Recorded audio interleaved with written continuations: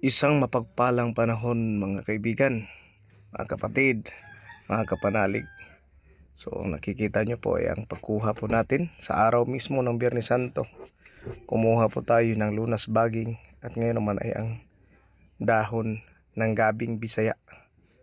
At ganyan po ang proseso.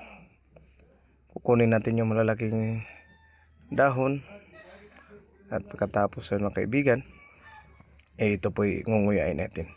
Yan pala, big shout out sa lahat ng mga walang sawang tagapagsuporta natin sa Dakong Israel, sa UK at sa lahat ng ibang bansa tulad ni Bro Amor, Heraldo Chudosio, Bro Ron at saka Sis Amor at lahat ng mga tumangkilik ng gamit, lalo nito sa mga kapatid natin na sa Pilipinas.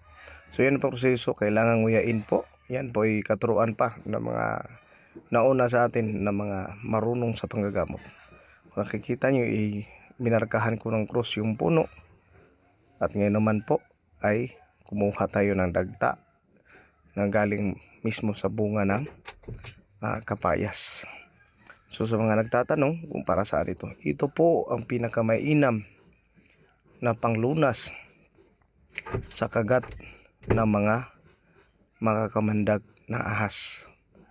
Ipinagsama ang lunas baging o tampaluli, dahon ng gabi at dagta ng kapayas. At maya maya po ay dagdagan natin yan ang tinatawag na sinagkuan na kahoy. So kung may sinukuan, may sinagkuan din po. Gamot din po sa kagat ng ahas. So isang mapagpalang panahon.